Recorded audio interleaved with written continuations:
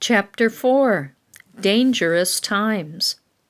When Malala was little, there were many tourists in the Swat Valley. Some came for the summer music and dance festivals.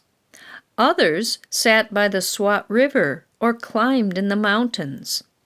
Often they did not dress the same as the people in Swat.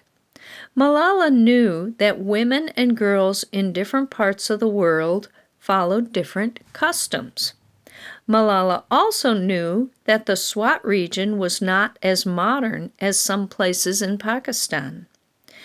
There were women in the big city of Islamabad who dressed like the women in Europe and the United States that she had seen on TV.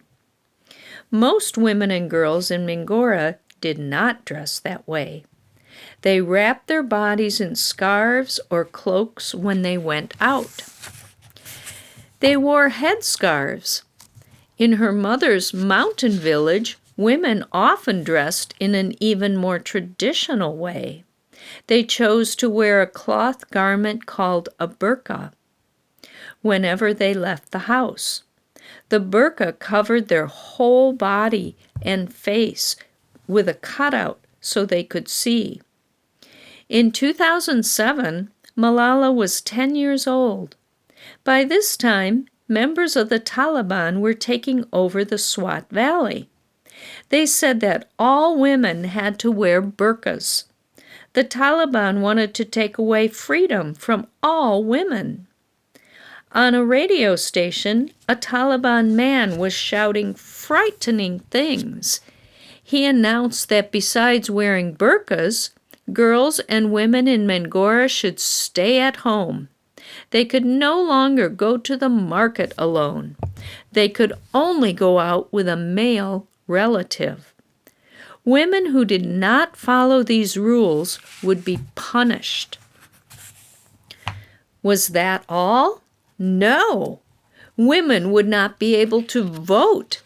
They could not hold jobs. There would no longer be female doctors, and women weren't allowed to go to male doctors. They could not go to hospitals. That meant there was no way for sick women to be treated. Music and dancing were banned. All televisions and CDs and computers would be burned.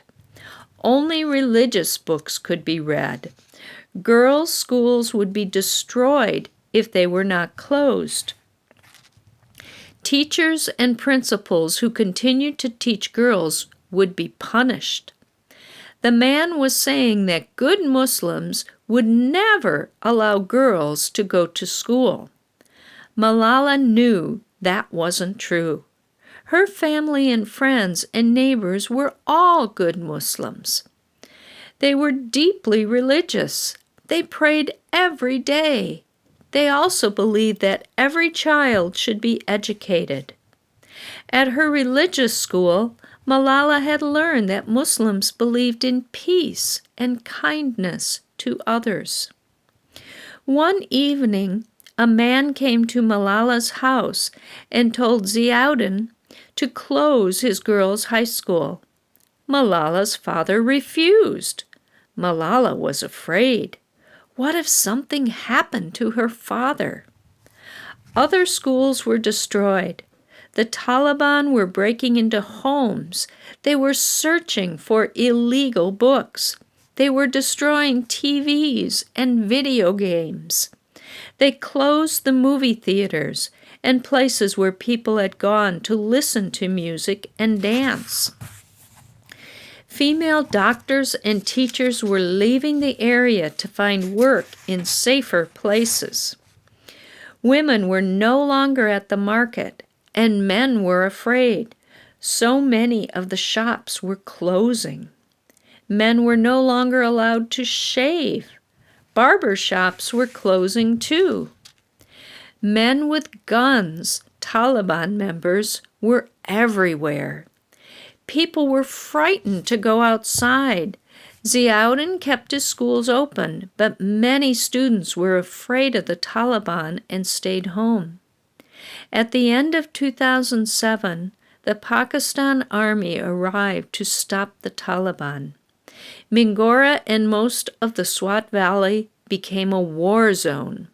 There was bombing at night and during the day.